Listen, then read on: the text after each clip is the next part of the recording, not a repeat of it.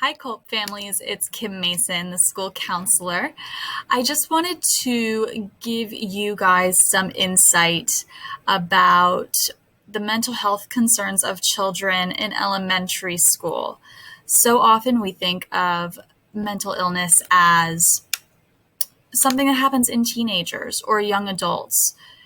Depression, anxiety, eating disorders, suicide ideation, things of that nature. But really, those things start at such an early age. It's not an adolescent thing, it is a human thing.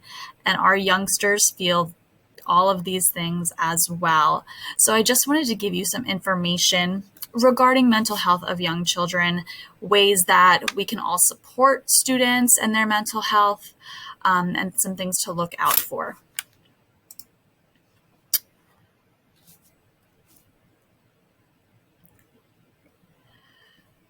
So here are some statistics. We say that they're young, but kids go through all of this as well. These statistics are not to scare you, not to startle you, but just to give you the reality of what some of our youngsters are going through.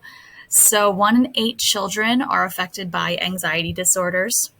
The median age of onset of childhood anxiety is 11. So going back to math class, if you line up all of the children with anxiety in age order from youngest to oldest, you find that middle child, that child would be 11. So that means 50% of children start experiencing anxiety at 11 or older, but it also means that 50% of kids are experiencing anxiety at age 11 or younger. So that was a really interesting statistic to me, and that was actually old. That study was done in 2005. I would imagine that age is actually significantly lower now. 3% of children ages 6 to 12 may have depression. Now, 3% might not seem like a lot, but in a grade level, if you imagine a grade level that had 100 kids, and some of our grade levels are close, that means that 3 children in that grade level would have depression.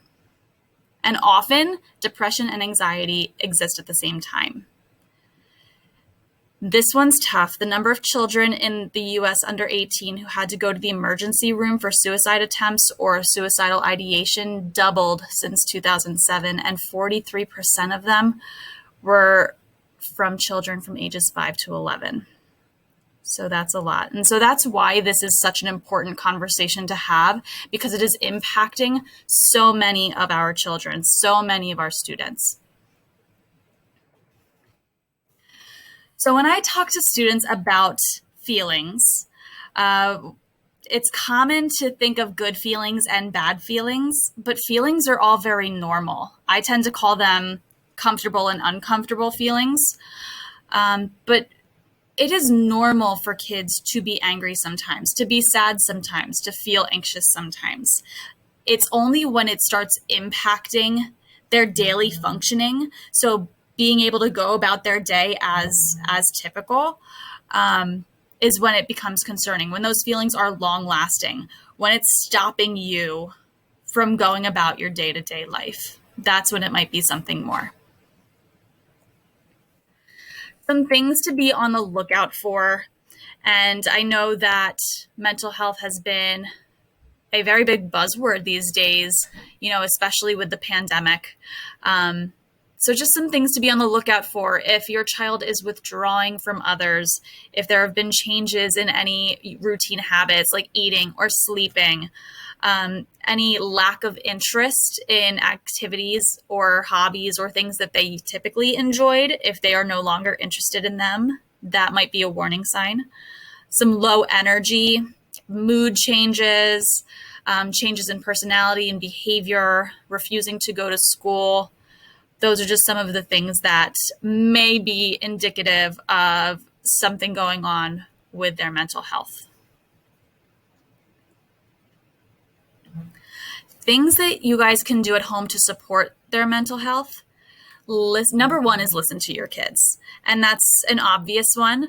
But I think something that I always have to remind myself when talking to my students is that their perception of a situation that happened is their reality. So they're reacting based on what they think happened and what their perception of it is. So you might have an entirely different perception of something that happened, let's say at home.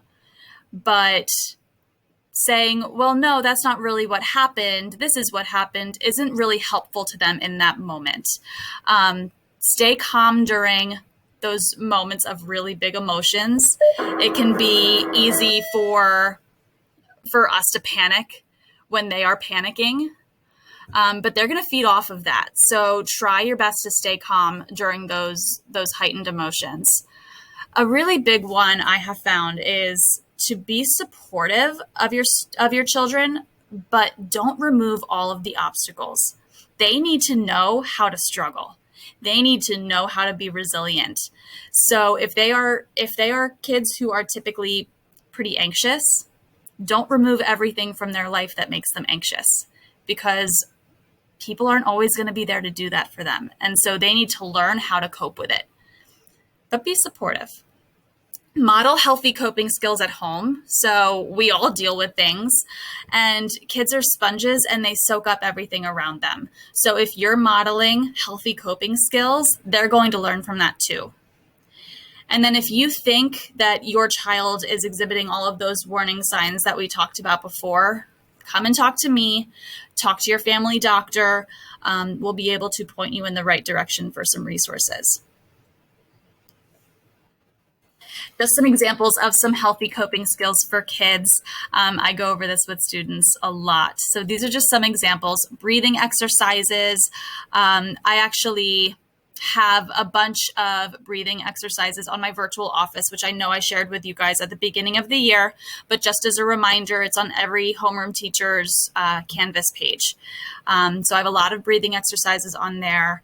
Drawing or coloring, journaling, writing down what they're feeling, what they're experiencing, listening to music, exercising, reading a book, listening to an audiobook, listening to an adult read to them, talking to a trusted adult. There are so many options of healthy coping skills for kids. But what I remind them of is that when they are feeling an uncomfortable emotion, it's not okay for them to hurt others. It's not okay for them to hurt themselves. And it's not okay for them to hurt things. Other than that, it's kind of fair game. So this is a video that I found that I enjoyed a lot. Now, this is talking about statistics from the UK. So the numbers might not be exact for us. I would assume it would be pretty similar in terms of what they're seeing. But I thought that this was interesting coming from the mouths of children.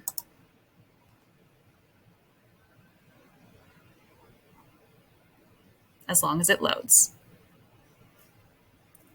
Right now, 1 in 10 children have a mental health condition, and each one is fighting their own battle. Instead of learning how to talk about it, we use words that can make a child feel weak, vulnerable, useless, ignored. What you should be doing is encouraging us to be ourselves. I'm good at football. I'm good at swimming. I'm good at singing. I'm really good at swimming and singing and more stuff. 1 in 5 11-year-olds in the UK have suffered with a mental health issue at some point in their lives. That's around 140,000 children. anxiety, Depression, Self-harm. Eating disorders. 3 children in every classroom are facing a situation that could change their life forever. bullying, bereavement, addiction. Family breakdown. Each of these experiences is more common than you think. 1 child in every classroom has lost a parent or a sibling. And even if our kids do want to talk about it, we're the ones who shy away. Nearly a third of parents would feel embarrassed if their kids wanted counselling in school.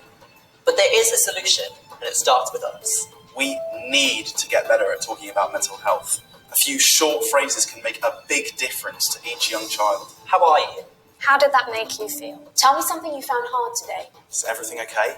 Not only will this help us start the right type of conversation, it will also help us focus on the things that really matter. I want to be a police officer when I grow up. I'd like to be a football player. I want to be a vet and a singer. I want to be a scuba diver. Young minds matter. Young minds matter. Young minds matter. Young minds matter.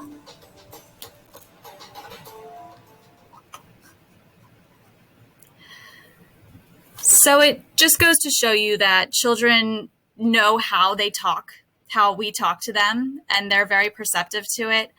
And that's why we need to be comfortable about talking about mental health and talking about the struggles that our children are facing. I know that we've discussed it a lot with the pandemic happening, but this was an issue even before the pandemic. And I think the pandemic just kind of brought it to light a little bit more. So thank you so much for listening. Thank you for being open and hearing about the importance of mental health and supporting our students. If you have any questions, please feel free to reach out to me. I would be happy to talk anything out with you. But I thought this was a good presentation to have with all of you. Thank you so much. Have a great day. Bye-bye.